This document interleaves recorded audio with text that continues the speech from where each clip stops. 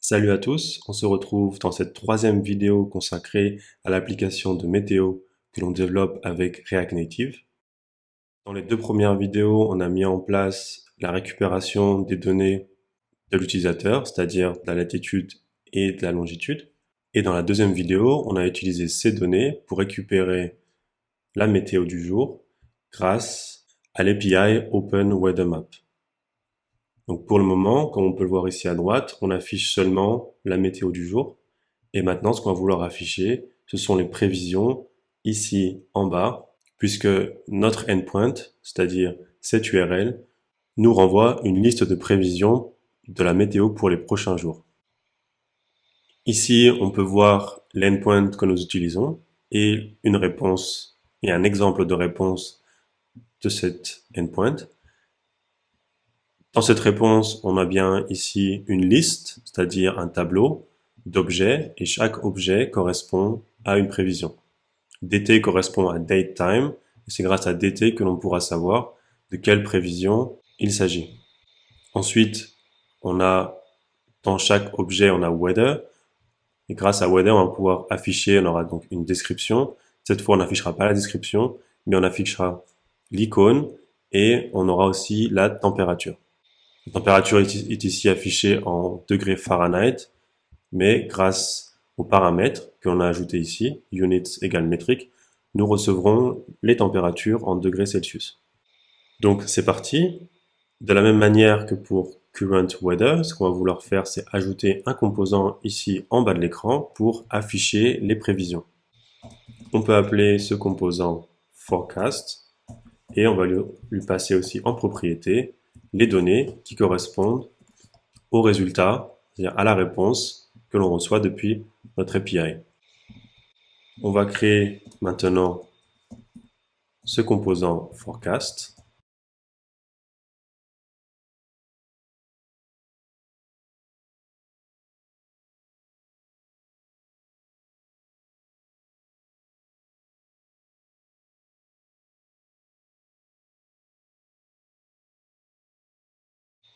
Voilà, maintenant on va pouvoir importer ce nouveau composant dans app, comme on l'a fait juste ici, pour current weather. Et maintenant, si on rafraîchit l'application, donc pour moi, pour rappel, j'ai désactivé ici le update as you type. Maintenant, je vais pouvoir cliquer sur update now. Donc ici, j'ai une erreur d'exportation du composant forecast. Donc en fait, j'aurais dû mettre un export default. Sinon, il aurait fallu donc export default function. On va transformer ça en fonction qui n'est pas une arrow function. Sinon, ici, on aurait dû mettre des accolades, mais on va garder la même pratique que pour current weather. Voilà, l'application s'est rechargée et maintenant on voit bien que le composant les forecasts s'affiche ici en bas de l'écran. Donc maintenant, il est temps de gérer les données que l'on reçoit pour pouvoir les afficher. Donc encore une fois, on va utiliser le hook useEffect.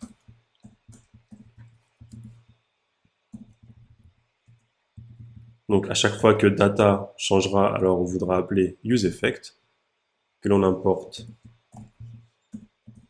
depuis la librairie React.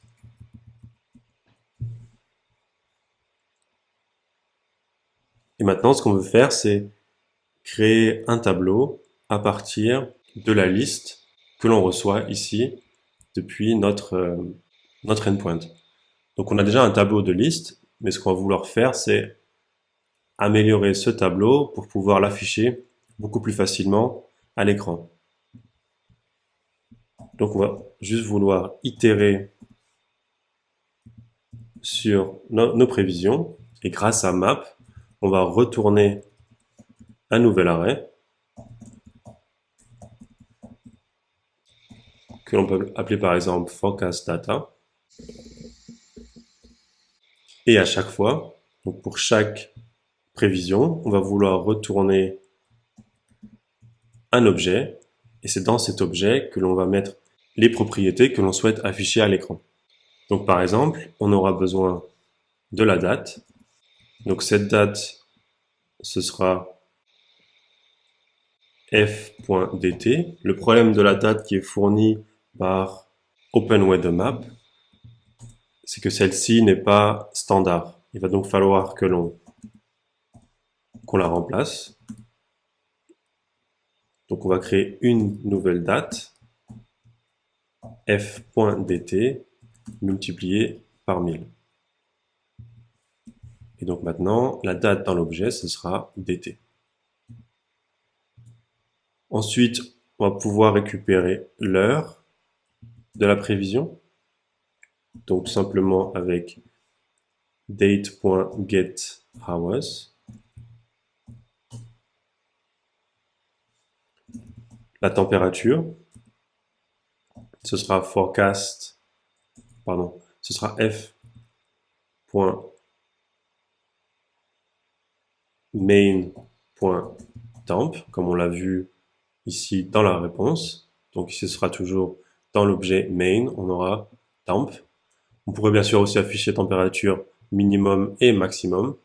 Pourquoi pas aussi l'humidité, etc. Pour le moment, on va juste afficher la température. Et encore une fois, cette température, on va vouloir ici on va vouloir arrondir cette température, puisque celle-ci va venir avec des virgules. Or, ça n'a aucune importance qu'il fasse 14 degrés, 5 ou bien 14 degrés. Ensuite, on aura l'icône qu'on va pouvoir afficher grâce à l'API de OpenWeatherMap. Donc encore une fois, l'icône se retrouve dans Weather en 0.icon. Et enfin, on va pouvoir aussi afficher le nom du jour. Et pour cela, on aura besoin de la librairie datefns que l'on a installée ici. On va donc importer format depuis la librairie datefns. Et on aura aussi besoin de fr depuis la librairie datefns/local. Et maintenant, on va pouvoir ici, grâce à format, à la date que nous avons transformée, ensuite avec 4e,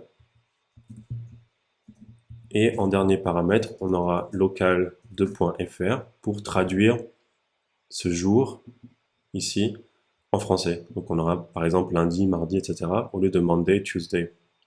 Voilà, maintenant qu'on a ce forecast data, on va pouvoir s'en servir directement dans notre composant. Encore une fois, on va utiliser un state que l'on peut appeler par exemple forecast avec un F minuscule, et on va faire un set forecast, c'est égal à use state, et par défaut on aura un array qui est vide. Encore une fois, on va vouloir venir importer use state, et dans le use effect, une fois qu'on a terminé d'itérer sur tous les éléments, on va faire un set forecast de forecast data. Et maintenant, on va pouvoir afficher ici ces forecasts, donc forecast.map.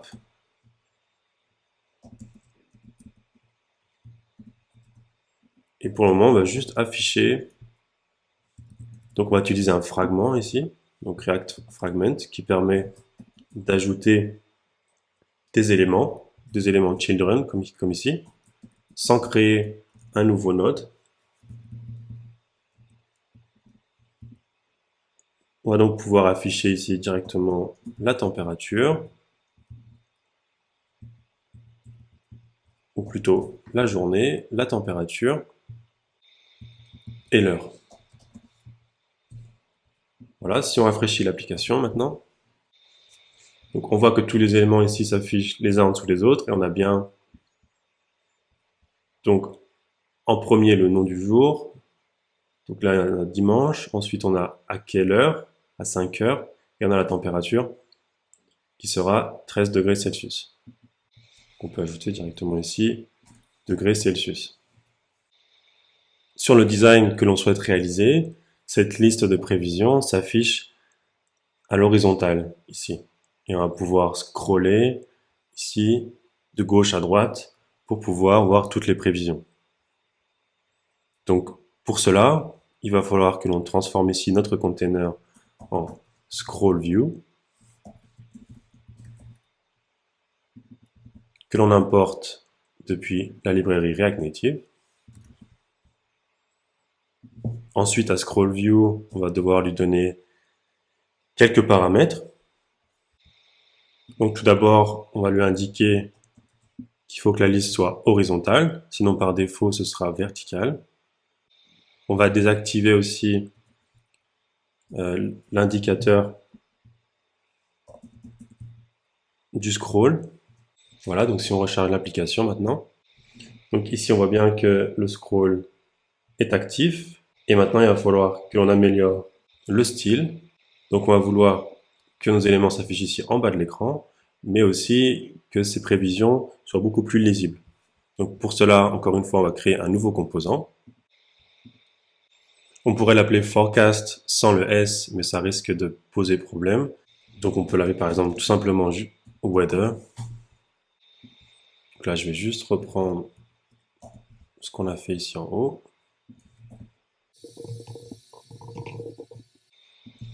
Voilà, on n'a pas besoin de tout ça.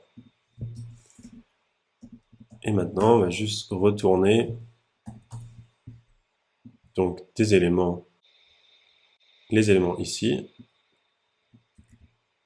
Voilà.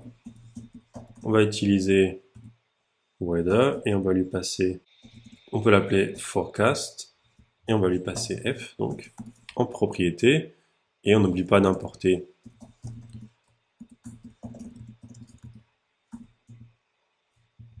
le composant weather. Et maintenant on va pouvoir utiliser forecast. Voilà, forecast.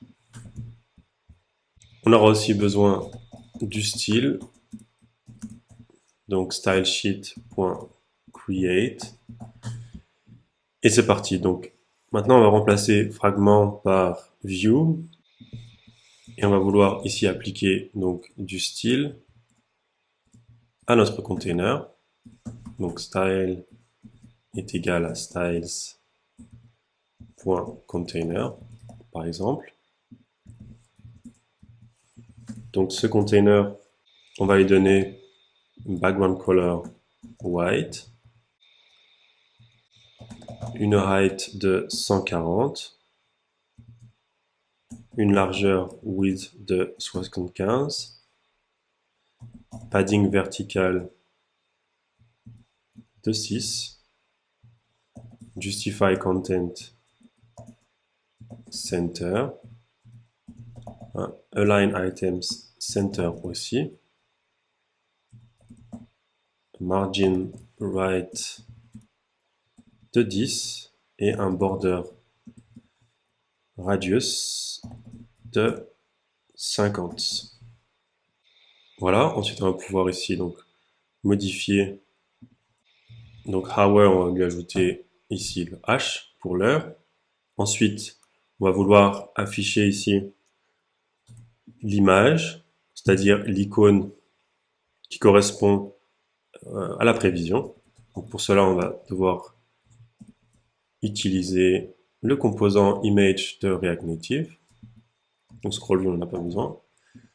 Et comme on l'a fait dans current weather, donc ici, on va utiliser encore URI avec une fonction getIcon. Donc on peut ici venir faire un copier-coller. On pourrait carrément créer ici un nouveau composant que l'on partagerait, qu'on pourrait appeler par exemple icon, forecast icon ou bien weather icon et passer tout simplement à ce composant weather icon juste le nom de l'icône. Au lieu de toujours faire un copier-coller, puisqu'ici on va devoir aussi venir copier-coller cette icône, cette fonction getIcon Même si dans ce cas-là, il va falloir changer ici le 4x en 2x, puisque l'image sera beaucoup plus petite ici. Donc ça nous permettrait d'éviter de faire des copier-coller. On pourrait créer ici un dossier shared pour les composants qui sont partagés. Et dans cette application qui est relativement simple, on va juste garder la logique le plus simple possible et donc juste faire un copier-coller. Voilà, donc maintenant on a besoin aussi du style de l'image. Cette fois on aura une width de 50 et une height de 50 aussi. Donc voilà, maintenant on peut recharger l'application. Et en attendant, je vais ajouter aussi du style ici à la température. Donc température. Donc ici, forecast weather en 0 n'est pas défini. Ah oui, c'est normal parce qu'en fait, dans forecast, ici on a créé notre propre objet et maintenant c'est tout simplement dans icon. Donc ici voilà, vous remarquez aussi le problème du copier-coller, c'est qu'on vient de reprendre exactement la même structure, on pensait que c'était correct, alors qu'on vient de changer nos données.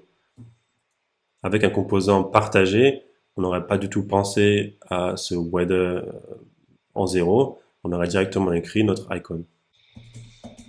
J'en profiter pour terminer ici le style de température avec une font size de 18 et une font weight en bold.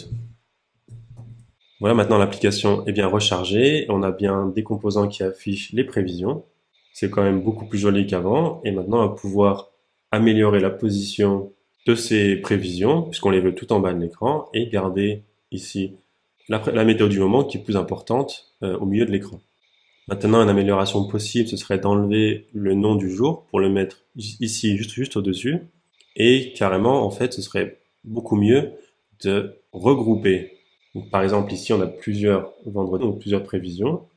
Et ce serait intéressant d'écrire une fois vendredi pour afficher ensuite une fois samedi, une fois qu'on atteint samedi. Donc, pour cela, ce qu'on va faire, c'est qu'on va déjà enlever ici le nom du jour dans notre composant weather. Et on va venir l'ajouter ici à l'intérieur de la scroll view, à l'intérieur de map. On va créer une nouvelle view.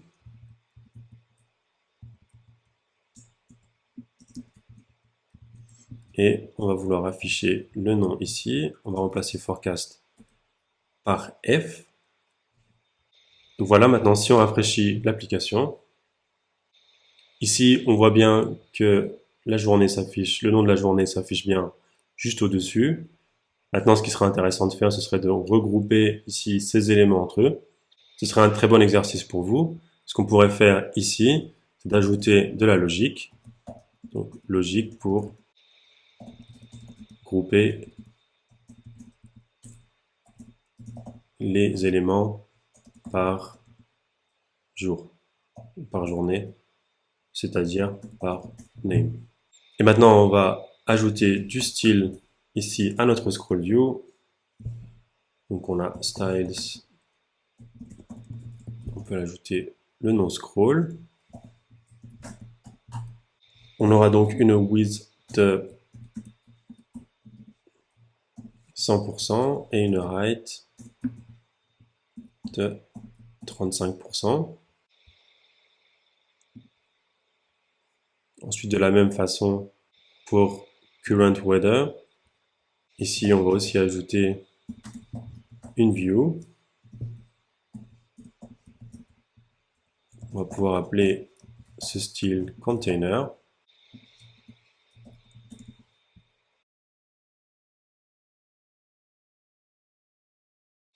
On aura ici une margin top de 60, align items center et une height de 35%. Voilà, on rafraîchit l'application.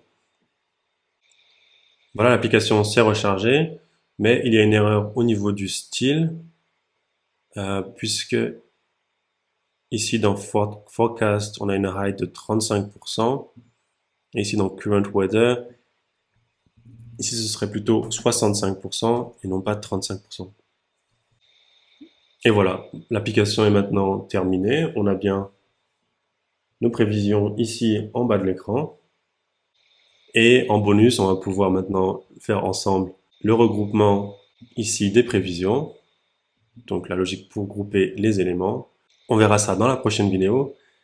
Si vous avez aimé cette vidéo, n'hésitez pas à la liker, à la partager. Laissez-moi en commentaire si vous avez des questions sur des concepts de React ou bien si certains éléments de cette application n'étaient pas clairs.